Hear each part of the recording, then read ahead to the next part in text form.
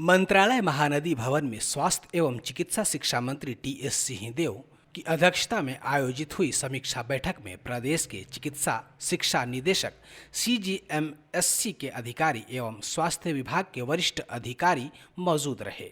इस बैठक के प्रारंभ में स्वास्थ्य मंत्री टी.एस. सिंहदेव ने मेडिकल कॉलेज एवं जिला चिकित्सालय में दवाओं की उपलब्धता के विषय पर विस्तृत चर्चा की। उन्होंने चिकित्सा शिक्षा निदेशक समेत जिला चिकित्सालय के अन्य अधिकारियों को निर्देशित करते हुए कहा कि अस्पताल में दवाओं की उपलब्धता सुनिश्चित करना वरिष्ठ अधिकारियों की जिम्मेदारी है। इसके लिए CGMSC के साथ समन्वय कर सभी चिकित्सालयों में आवश्यक दवाओं की उपलब्धता सुनिश्चित की जाए। बैठक के बाद मीडिया कर्मियों को संबोधित करते हुए स्वास्थ्य मंत्री सिंहदेव ने कई सवालों के उत्तर दिए। उन्होंने डेंगू के बढ़ते मामलों में कहा कि सभी को सजग होने की जरूरत है। स्वास्थ्य विभाग त्वरित उपचार हेतु तत्पर है। जहां थोड़ी भी लापरवाही हो जाती है, आपके कूलर में पानी है, आपने पानी नहीं फेंका, आपके फ्रिज के नीचे के ट्रे में पानी जमा हो गया है, पानी नहीं वहां साफ हो पाया, ध्यान नहीं जाता है। कहीं बाहर आंगन में बगल में पानी का ठहराव है, वहाँ मच्छर पनप रहे हैं डेंगू के, वहाँ ध्यान नहीं जा पाता।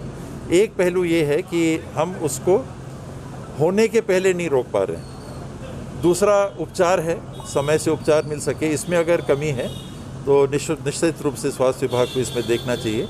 अभी ऐसी जानकारी नहीं मिली है कि स्वास्थ्य विभाग में लापरवाही के चलते किसी की मृत्यु हुई।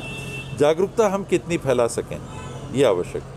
स्वास्थ्य मंत्री ने बैठक के विषय में कहा कि यह मेडिकल कॉलेज CGMSC सहित दवाई की उपलब्धता, स्टाफ प्रबंधन, भर्ती एवं अन्य विषयों पर थी। जी, स्वास्थ्य विभाग में आज 10 मेडिकल कॉलेज की समीक्षा बैठक थी। वहाँ प्रबंधन की स्थिति, स्टाफ की स्थिति, जो पैसे जा रहे हैं उनके उपयोग की स्थिति, दवाइयाँ नहीं मिल पा रही हैं, ये मीडिया में भी बार बार बात आ रही है। क्या कारण है, क्या वजह है, या वाकई में दवाई की कमी है। तृतीय चतुर्थ वर्ग के 3000 से ऊपर पद आए हैं।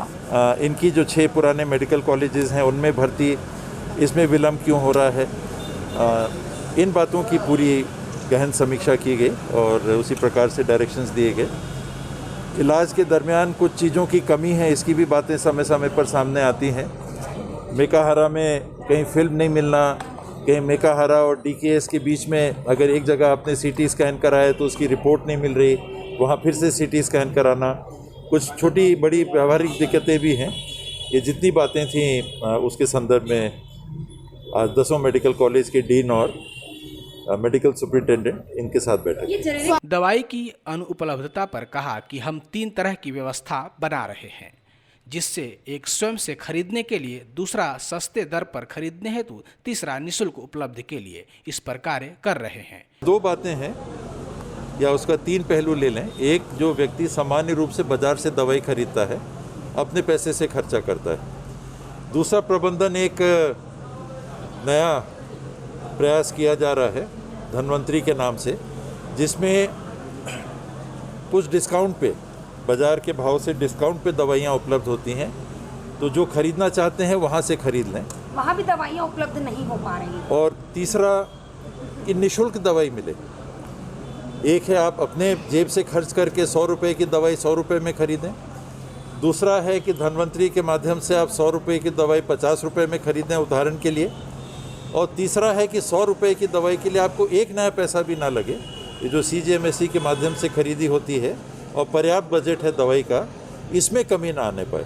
तो हमारा ध्यान उस ओर ज़्यादा है कि निःशुल्क जो दवाई उपलब्ध होनी है समस्त नागरिकों को, ये शासकीय अस्पतालों में निःशुल्क दवाई उपलब्ध हो सके। वरना बाकी दोनों विकल्प हैं, ये कुछ ना कुछ पैसा लगेगा।